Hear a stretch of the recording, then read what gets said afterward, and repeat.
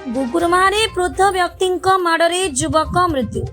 आज सकाळ समय 9 घटिका समय कंधमाल जिलार कोटगड़ थाना अंतर्गत गुगुरमाह पंचायत स्थित बुताड़ी ग्रामर जड़े वार्धक्य भत्ता पाउथिबा 70 वर्षर वृद्ध व्यक्ति से ग्रामर अर्थात गोटे ग्रामर अन्य एक 35 वर्षर युवक को माड़ मारी हत्या करिछि।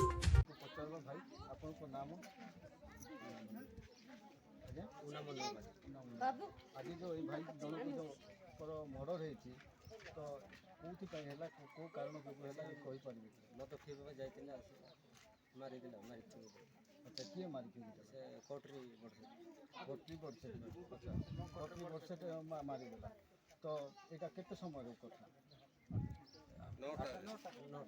9टा बेलू कथा अच्छा भाई ये जो 8टा अच्छा ये जो घटनाटा घटीगला तो यहाँ सकाल 8टा 9टा भर कथा कहते भाई जो या कौन पुलिस प्रशासन पाखक देवाई आम जाइछु किंतु ए पर्यंत सरकार माने जेकोसी आमको साहाय्य सहयोग करूना किंतु 8टा 9टा हेलाणी मृत्यु किंतु माने हेलाणी प्राय 4टा 5टा पाखापाखि हेनी और जेकोसी प्रशासन और पुलिस तरफ जेकोसी आमको साहाय्य सहयोग करूना।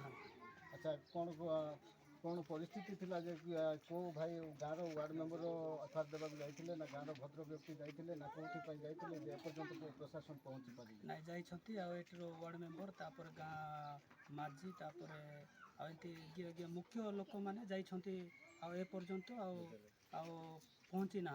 अच्छा यहाँ केवल मद पीकी झगड़ा झांटी होगा जो ये परिस्थिति है ना अन्य ना ये मद खाइका के झगड़ा झाटी हो जाए।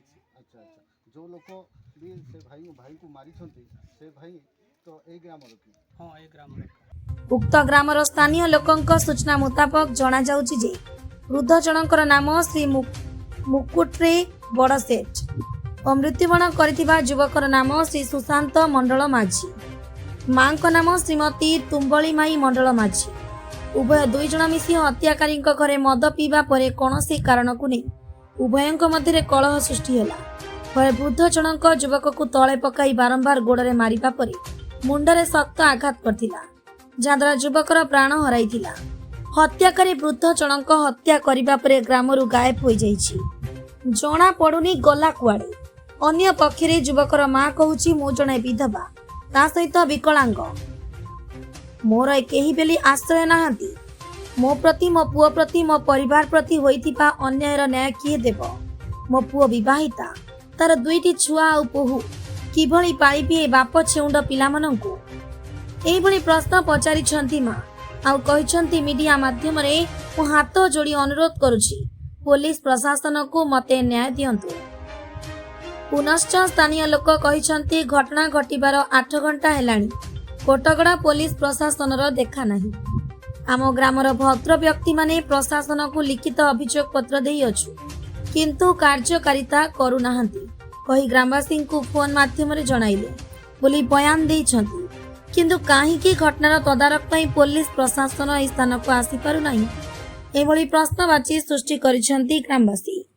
कंधमाल जिला कोटगड़ा ब्लॉक रु शाश्वत बलियार सिंह रिपोर्ट दी पब्लिक ओडिशा।